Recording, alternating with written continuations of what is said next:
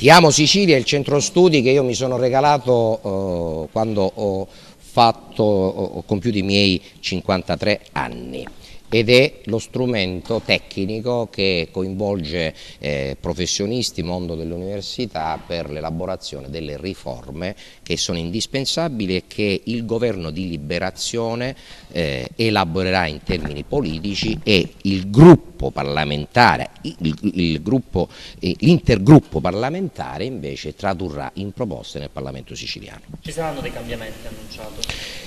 Ci saranno modifiche della geografia parlamentare, sì. Queste da qui al 31 di gennaio saranno ovviamente assestate, con anche il pericolo che il 31 di gennaio possa anche non esserci più il governo Schifani. Oggi è l'esordio di un nuovo progetto politico, il governo di liberazione sarà presentato il 18 gennaio a Caltagirone. Di cosa si tratta?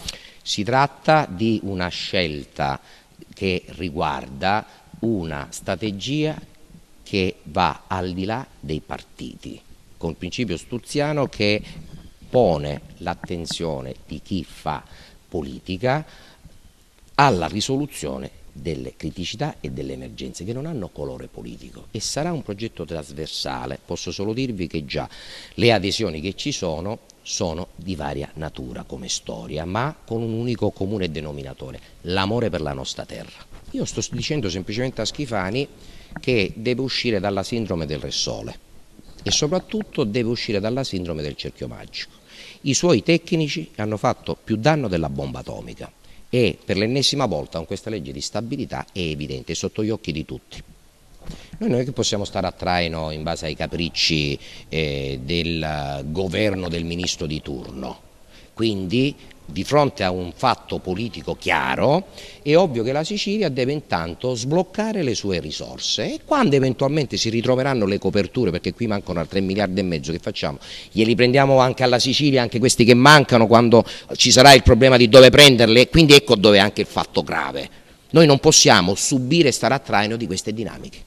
Scarso, politicamente zero, ha fatto un danno enorme. Io l'ho visto anche nei rapporti con noi, è una grande mente sotto il profilo tecnico, scientifico, ma non è mestiere suo fare l'assessore al bilancio, non è mestiere suo entrare in un contesto politico, è come un elefante nella cristalleria, ha fatto danno e sta continuando a fare danno, e quindi uno dei problemi che deve risolvere Schifani è togliere al più presto Dagnino. So cosa serve alla Sicilia per liberarla dal pizzo legalizzato. Le riforme avranno esattamente questa finalizzazione, e quello che sarà presentato il 18 di gennaio sarà la metodologia che applicheremo nell'elaborazione di queste riforme, che per definizione non possono essere di parte.